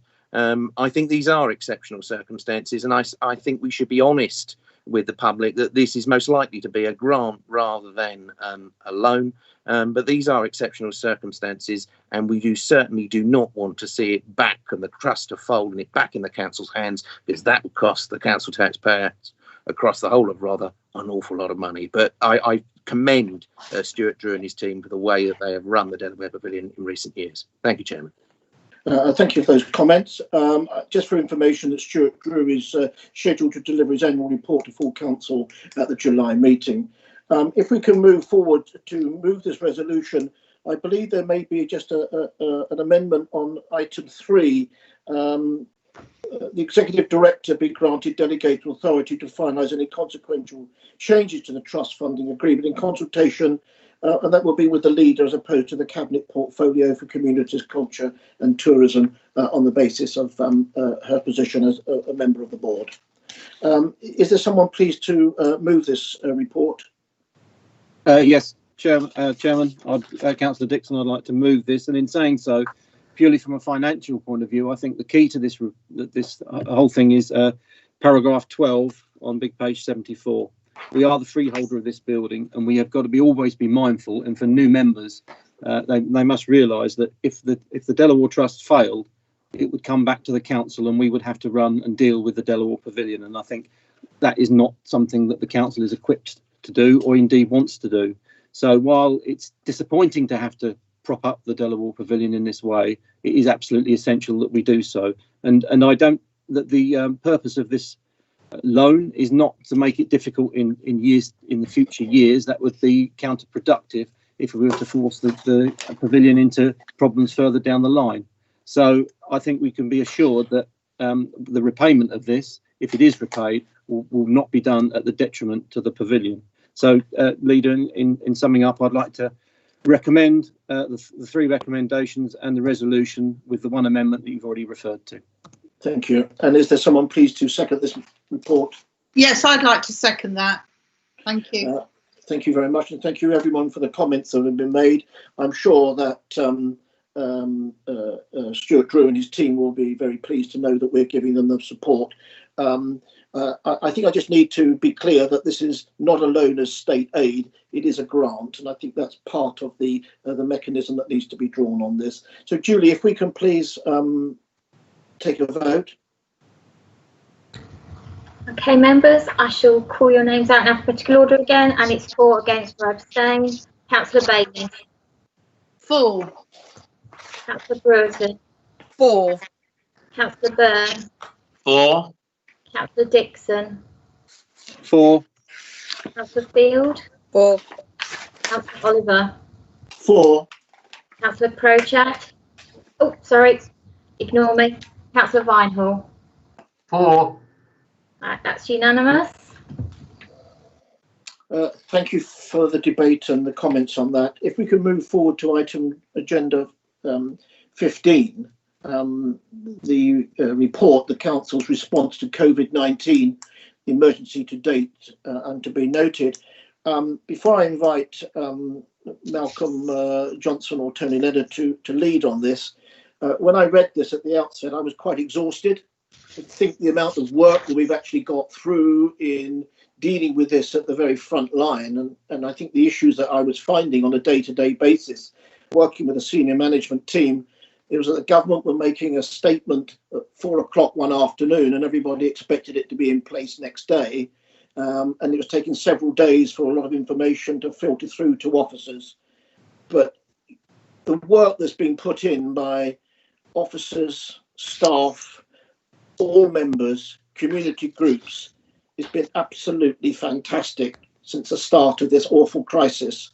And it's made me feel very proud to be a member of Rother District Council and to be involved with colleagues in getting to where we are at this moment in time. And it's been a lot of real hard work, but working together. And if I can invite, is it Malcolm that's going to present this report, which I believe has been put together with an input from all service managers. Malcolm, is it your floor? Yes. Thank you, Chairman. Yes, it's me.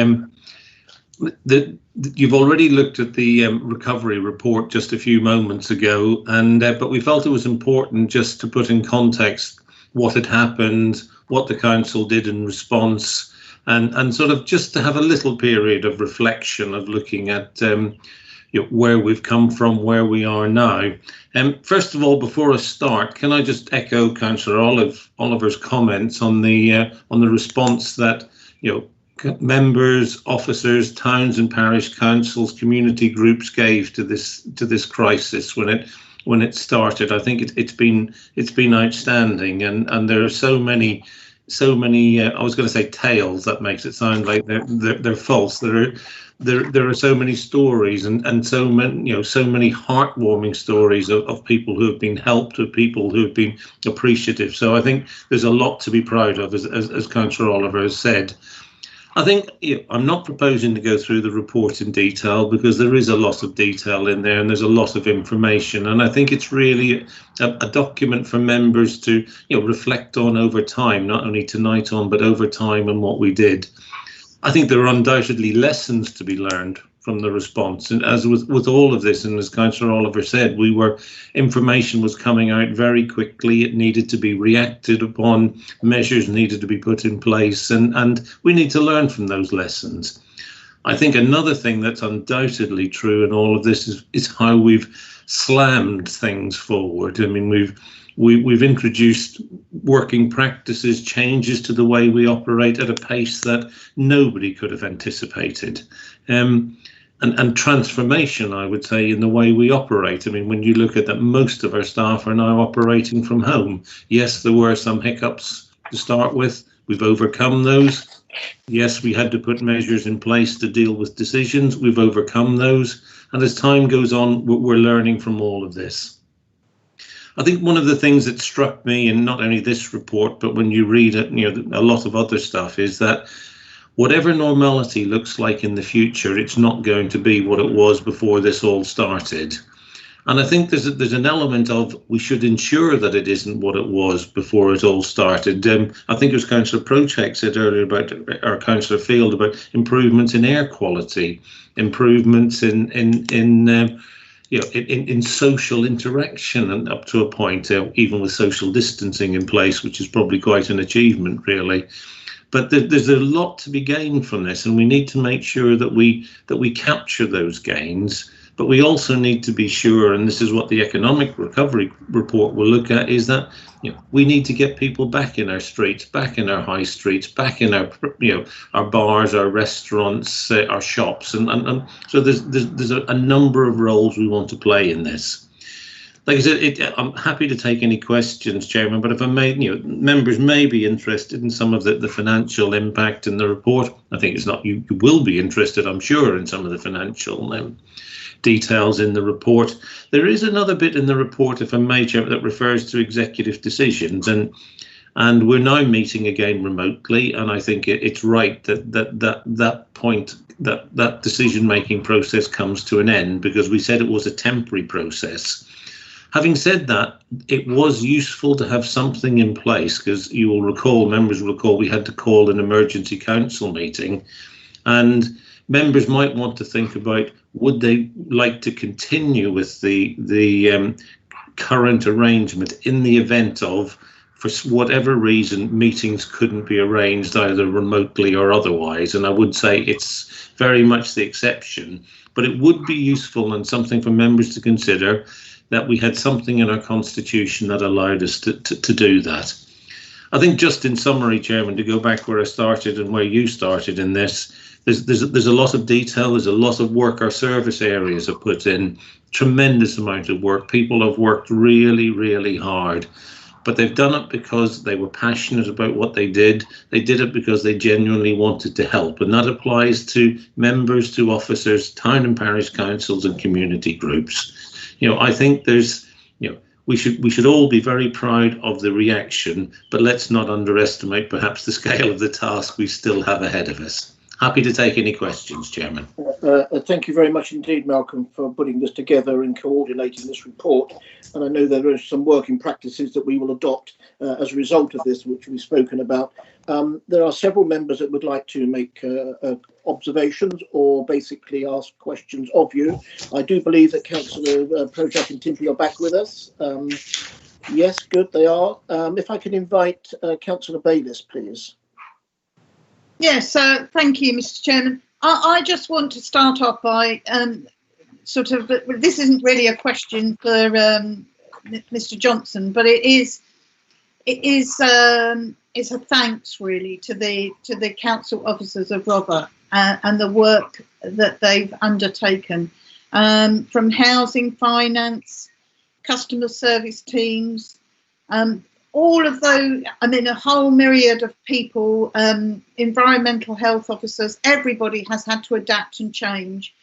And I know, because I've been emailing over the weekends early on in the sort of lockdown, that people were working over weekends, people were working into the night. And I think, I'm not sure if the sort of public out there realise just what a dedicated bunch of council employees and council officers that we have, and I personally would like to say a great thanks for all the effort that's been put in. I'd also like to take this opportunity to thank members of the public, especially in Bexhill. It always it seemed to me that our rural councillors, they were very lucky that their sort of parish councils swung into action. Battle Town Council, Rye Town Council, but of course in Bexhill we don't have that. We don't have that sort of infrastructure, that was able to sort of do that sort of more on the ground sort of stuff. And we had one or two members of the public who sort of stepped up and set up emergency action team for Bexhill.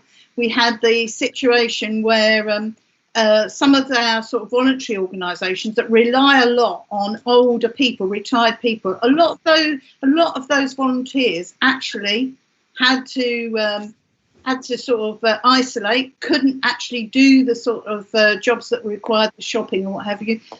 And it was amazing the amount of people, the residents who stepped up and did shopping for neighbours, getting prescriptions, all of that stuff, all organised.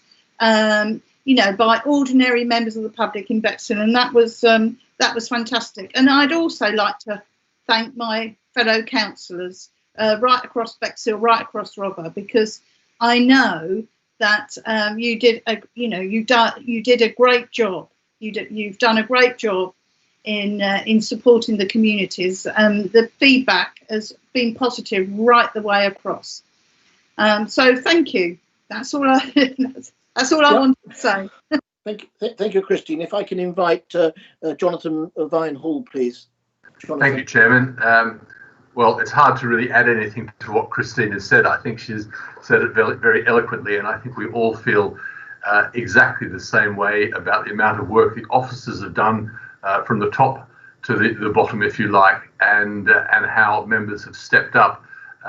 Parishes and towns do have a little advantage because this is where the parish councils and the town councils really came into their own and demonstrated, how effective they are at addressing anything that requires voluntary activity, and they did so. They were there generally, right from day one, which is great, and very happy to do those things as well. What it has done is really helped us all identify people in the community who need extra help, and some of those hadn't been identified before, and that's a wonderful thing too, because we can now be all that little more focused on that. I'm really pleased that we've been lucky in Rother in that the COVID has not been as impactful as it has been in other parts of the country, and that's a wonderful thing for us. It certainly doesn't help those people who have been that have been more affected in other parts of the country. But just thank goodness that we've just had that luck, and it might be just because of the nature of the residents in Rother. But boy, hasn't it shown us the importance of managing reserves as well. I don't know if the government is going to step up and try and support councils, but the fact that we have large reserves probably means we're on a lower part of the pecking order versus other councils who are really stricken. But it does demonstrate the need to really be careful as to how reserves are used, and that we don't make decisions that might put those at risk, because nobody could have really predicted what would have happened during this particular crisis, and it just shows you that you always have to have that little bit of care in case something like this arises. Thank you, Chairman. If I can invite, thank you, Councillor Vinehall, Councillor Projak, please. Thank you, Chairman. And Christine's gone through the whole list, really, of those amazing people that our councillors and our members and our public have contributed to responding to this. It's not the place to go into, it's not the time or the place to go into the government mismanagement that's given us the highest daily death toll per capita of any country. Mind you, Brazil's catching us up, I think. So it's about local. We're talking about local here, and really local. And it seemed, and that's one big thing we've learned from this, is that local works best. Even county was too distant in a way. And the officers, as been mentioned, they have become agile working. I know some challenges there. And the IT department have just done an amazing job enabling all this. Amazing job. And it shows how problems can be solved if you've got the resources. So we've got nobody rough sleeping at the moment. We've got nobody homeless at the moment, in the sense that they're not having to rough sleep. Our grants that the government that was awarded, our grants and delivery of the grants were one of the best in the country. So please pass that back to officers, how good their responses were there. And as we've said, we're not going to be returning to what paragraph 76 calls the normal. We won't go back to the normal, because there's so many things to learn from it, so much to learn from it. And the scale of the task ahead is interesting because when you look at the individual reports from heads of service, whether it's environmental services, neighbourhood services, what they've been dealing with now is extraordinary in terms of it's worse. It's almost worse what they're having to deal with at the moment.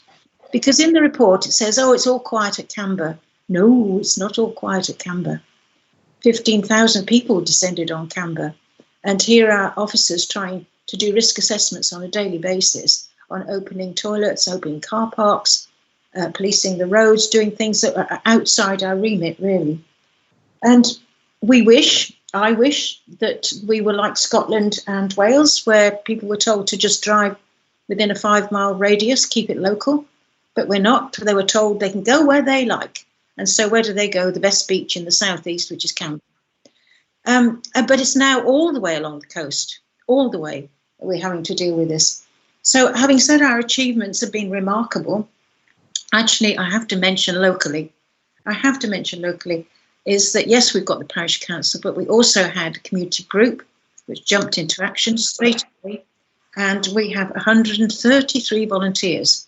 And we have tribute to Rother Voluntary Action, who helped us get them all DBS'd, etc. Now have 133 volunteers. They're now going back to work, that kind of thing. We've got to decide about the future. So the challenges are ahead, and as has been mentioned, financially, they are the big ones. They are the big challenges. So we've risen to the challenge.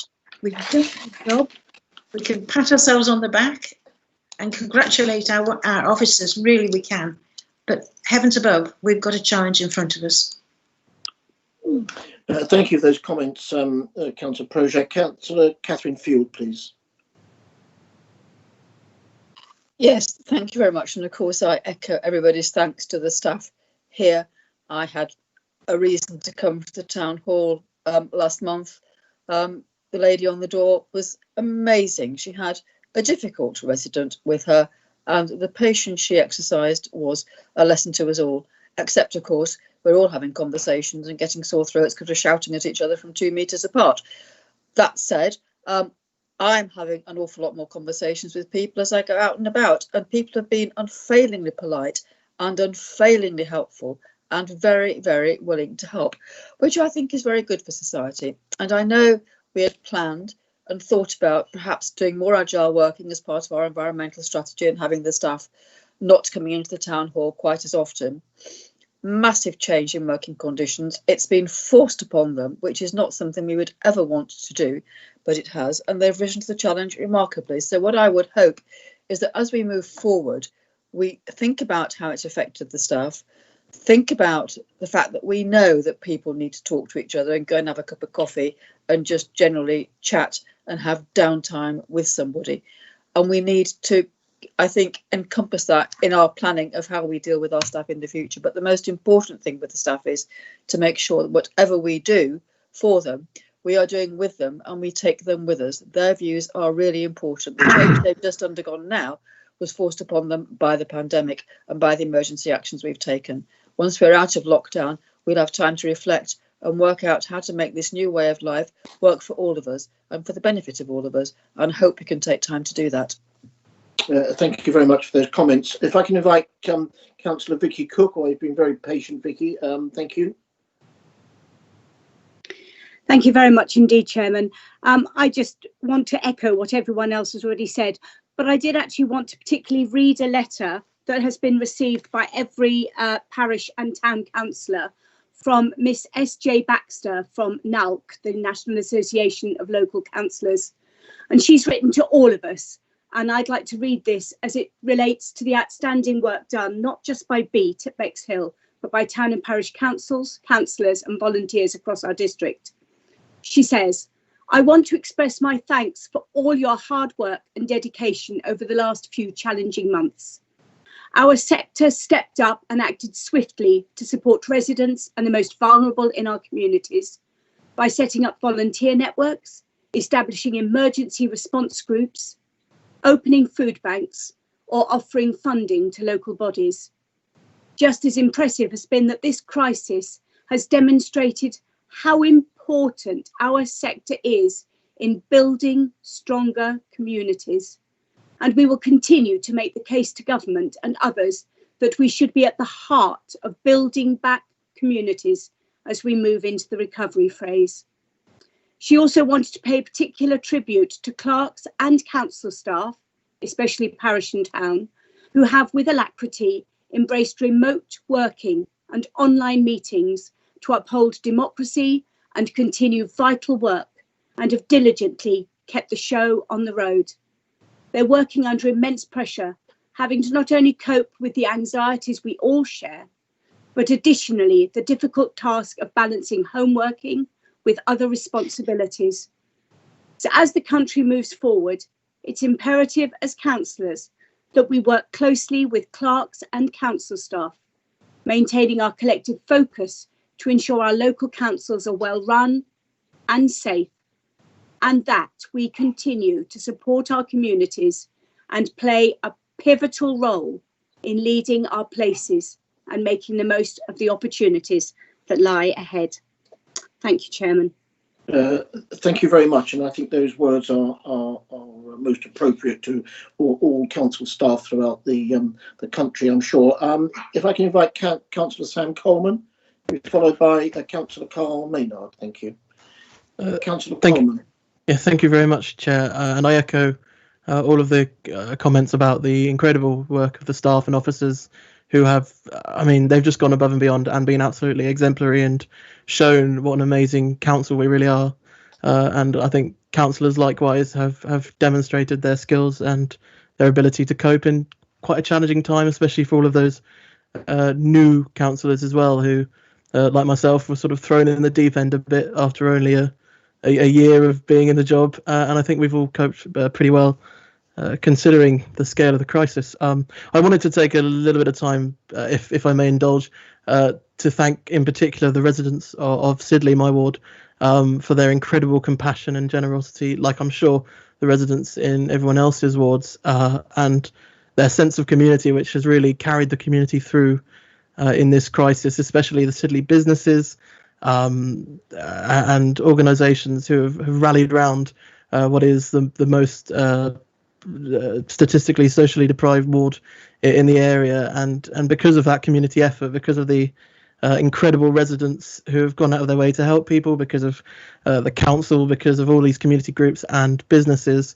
Sidley has survived and lived to see another day, and I'm so thankful for that. I've been continually blown away and moved by the stories I've heard of people going out of their way to help others, and I think moving forward out of this pandemic and back into whatever ordinary life looks like after this, I think we can all take those messages of community and togetherness and collectivism forward with us in everything we do to make our society a better place to live, because it's been a real delight to see during this quite tricky time. Thank you. Thank you very much, Councillor Coleman. Councillor Maynard. Thank you. Thank you very much indeed, Chairman. I think obviously I'd like to, on behalf of the Conservative group, I'd like to thank obviously everybody who's been involved in the response to this pandemic, both at Rother and elsewhere in terms of the voluntary sector, in terms of parish councils in particular. That I think we need to acknowledge the role that parish clerks have played. And in my neck of the woods, I'd certainly like to personally thank Jane Clark, who is the parish clerk in Westfield, but obviously all of the clerks in all of the parishes I know have done a huge amount. I think it's also appropriate at this point to thank Rye Mutual Aid, because of the work that they've done over this end, which has been really, really helpful. I think that in terms of the council itself, clearly the officers have raised their game to a level hitherto unheard of. They've responded to this really, really difficult situation very effectively. And obviously, it's every single member of staff that we want to thank. But of course, in particular, the two people at the top of the tree, we must thank Malcolm and Tony for the huge amount of work that they've undertaken. They have gone over and above what we'd ever have expected them to do. And aren't we lucky to have them? The reality is that we've got at an officer level an extremely well-run authority, and I'm delighted that they've been able to respond and get the money out the door really speedily that government have obviously devolved to local authorities. And I don't share the pessimism that Councillor Mrs. Projak has. I think government have been very effective in making sure, devolving that funding to local councils and making sure that they get it out to those that need it very effectively. And I'd certainly also like to reflect on the comments that Councillor Vinehall made about our reserves. It's really important that compared to our authorities, we have that level of reserves. That's something that we built up very, very carefully since 2010. And you've heard me before mention how important keeping those reserves is for that rainy day. We certainly couldn't have predicted COVID-19, but we certainly knew the government were going to give us less and less in terms of support for our revenue budget. But certainly, if you as an administration can continue with that level of reserve for the longer term, that would of course be excellent. Clearly, we know COVID has seen some challenges, but building that reserve is really important, and that's something that we worked hard, very hard, to achieve, and I hope that that will be echoed by your administration. But certainly I think councillors, of course, as well, have played their part, whether they're parish councillors, whether they're county councillors or district councillors. I know we've all been working very hard in our own local communities, and I would say that in fact that county council actually have made sure that those shielded clients are getting their medical supplies. I know that locally the parish clerks in particular have been very keen to also organise volunteers to get those medical supplies, and that's been hugely important and hugely beneficial. Finally, I'd just like to say, and I can't remember which councillor mentioned it, but identifying those that we didn't know were vulnerable before has been a feature of obviously the response to the pandemic. And the other thing I think that we have seen in a number of cases, and I hope that those cases are perhaps isolated to those in the rural areas, but certainly the condition that people are living in some of that social rented accommodation has been quite eye-opening, I know, and certainly the parish clerks, and certainly one particular parish clerk, has been working very diligently with Rother officers to try and make sure that those particular cases are dealt with speedily. But that's something that we need to monitor for the future, I think, very carefully. We've spoken in the past about negligent private landlords, but it certainly seems, I know, as I say, that they are hopefully isolated cases, but we've certainly exposed some weaknesses in the social rented sector as well. Thank you, Chairman. Thank you for those comments, Councillor Maynard. If I can invite Councillor Kathy Harmer, please. Thank you, Mr. Chairman. I would just like to echo the sentiments and offer my sincere thanks. Sorry, I'm off camera, bear with. Offer my sincere thanks to our executive officers, our officers, the staff, the cleaners, everyone at the town hall. The Beat Group, Anna Cook, who launched Beat Group, and all my fellow councillors who became admins, all the volunteers, care in the community. The first 3 weeks, it certainly was all hands on deck, and we were very much working together. And since then, we've learned a lot about the organisation. Very positive about the future, though. But then I'm a positive person. I think we have got ideas, pokers in the fire, and I think we can encourage tourism in the future, looking at the creativity. And I think it's a great gesture to support the Delaware. It can only build and give us something else to focus on and look forward to. But I'd also like to say I'm very proud to be part of us, if you like. Each and every one of them has stepped up, and whether we admin a page or one of our councillors, Lynn, drive a community bus, doing runs for the food bank, just everybody got involved, and well done to everyone. That's all I have to say. Thanks. Thank you for those comments. Councillor Kevin Dixon, please. Thank you, Chairman. I don't know if Mr. Johnson's still there, but I've got a couple of questions for him. As we move forward out of this pandemic, we've all identified the fantastic way of meeting has changed. We now can meet remotely, and indeed we'll be moving into a situation where we'll be doing we could possibly be doing hybrid meetings, where some members may be at the town hall, but other members, particularly like those of us in the rural areas, may wish to be still at home. Can he confirm that we've got some plans in place to actually be able to facilitate that sort of meeting at the town hall? And then I'll come back with a second question, if I may. If I may, Chairman, yeah, absolutely, Councillor Dixon. Yeah, at the minute we've introduced a system where we can do all remote meetings. I think, as Councillor Field will agree with me on, the attempt we did at having people in the same room was potentially less than successful, but Yes.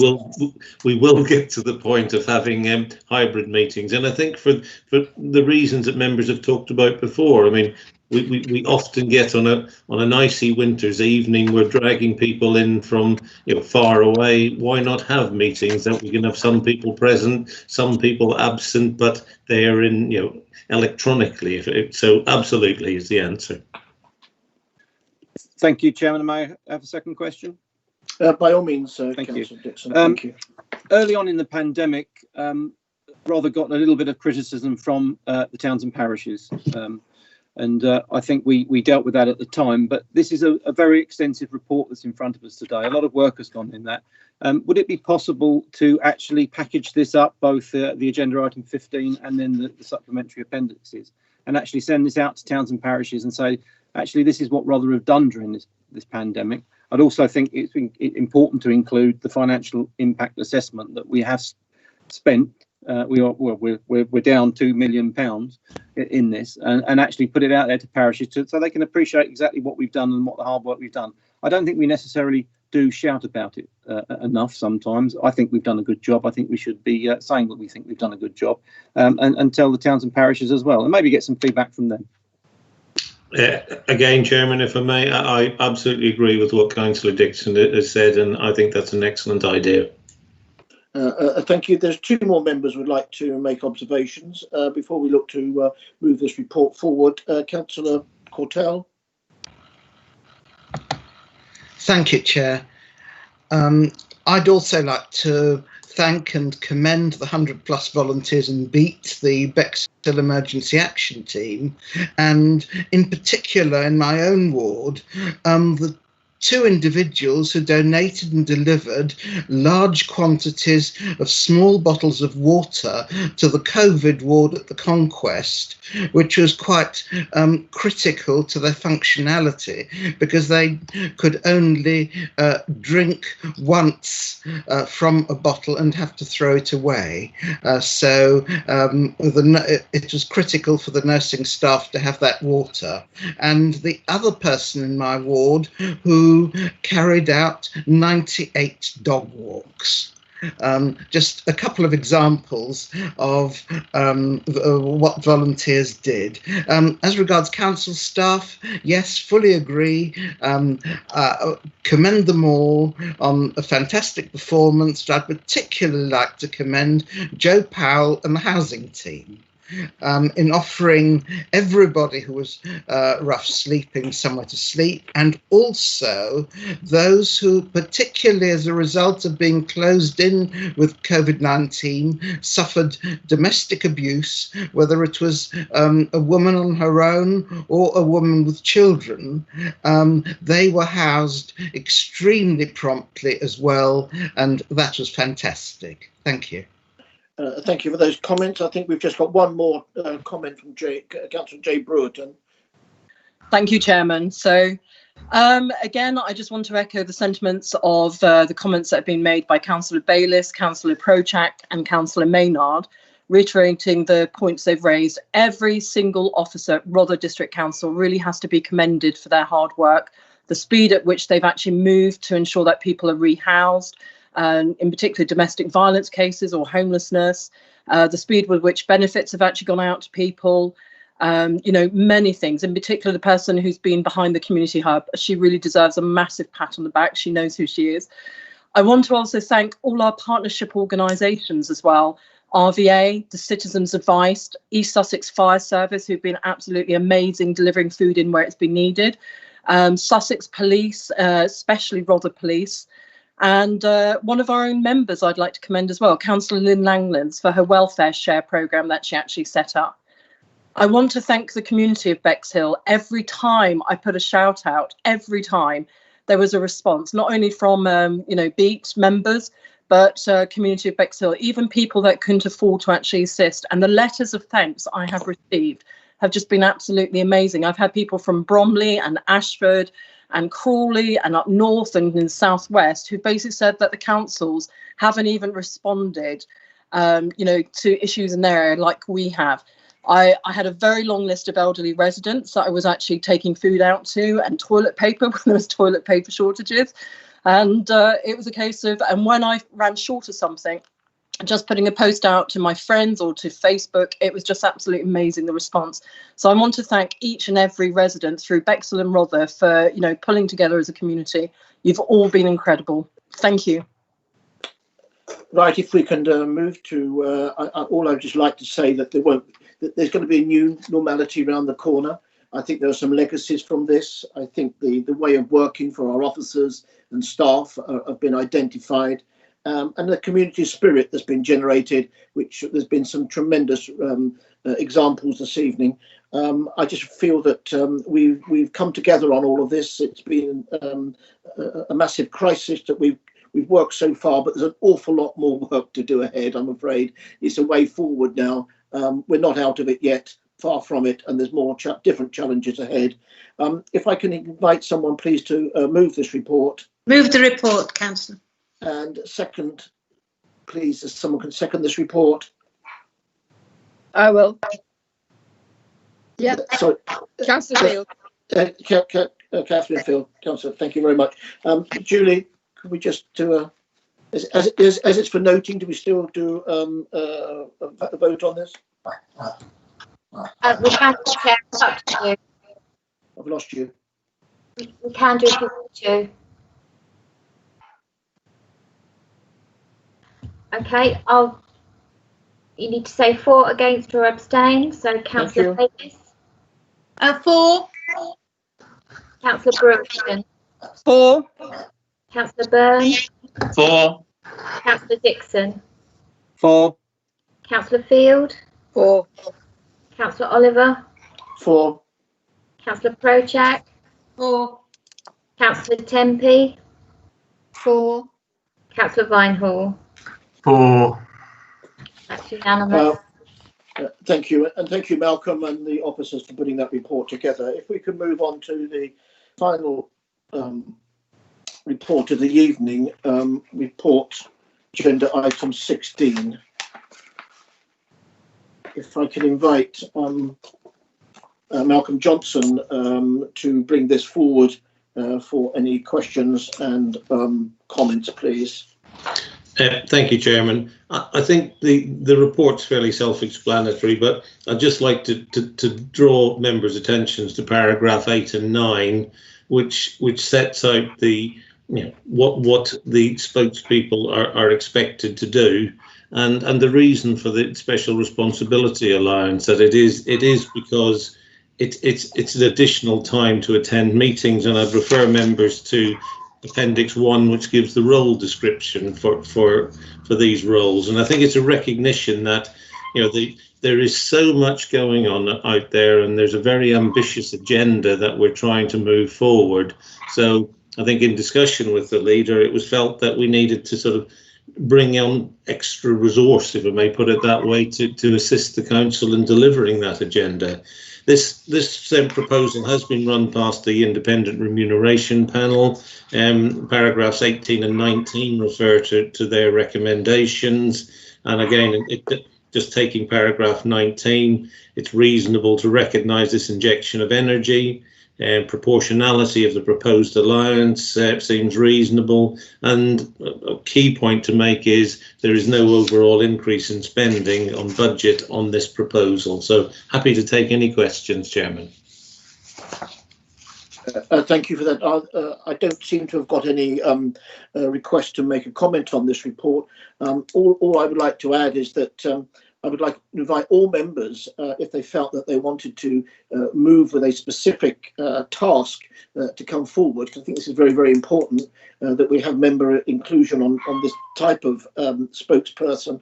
I think also the fact is that there has been a recent report put together by Councillor Richard Thomas in his role as cycling and walking champion, which I know the senior management team have acknowledged the work that is done, because it was at a very tight turnaround to county to put some comments back, and officer resource time was pretty tight. So that's a great example, I sense, of how the spokesperson can work together, not only with cabinet members but also officers. I think I've got somebody here. Councillor Sue Projak would like to make a comment. just a comment, Leader, if I may, and that is, I don't think all councillors are aware of how much time and work has gone into already Councillor Thomas's work and also Councillor Coleman. I think the expression that Mr. Johnson used was energy, some energy into this, and I don't know quite how we're going to actually make sure that all councillors know that these people are actually doing such an amount of work. Thank you. Thank you. Yes, fine. No, I think it's such an important part of inclusion of all members into various tasks that are going on. And I've been very pleased to sort of bring this forward, and thank you, Malcolm and Lisa Cooper, for bringing this report here this evening. If I could ask someone please to move this recommendation. Councillor Dixon, I'd like to move the recommendation, Chairman. Thank you. And if I could have someone please to second this report and move. Yes, Mr. Chairman, I would like to second it. Thank you. And if we could take a vote, Julie, thank you very much. Again, members, I'll ask you to say for, against or abstain. Councillor Bayliss. For. Councillor Broughton. For. Councillor Byrne. For. Councillor Dixon. For. Councillor Field. For. Councillor Oliver. For. Councillor Prochak. For. Councillor Tempe. For. Councillor Vinehall. For. That's unanimous again. I believe that brings us to the conclusion of tonight's Cabinet. According to my notes here, I don't think I've missed anything. All I would say, this has all been like 3 Cabinet meetings in one. We met back in March, so March, April, May, June. A significant amount of work's gone in this by Democratic Services and officers, and thank you everyone for attending this evening, and good night.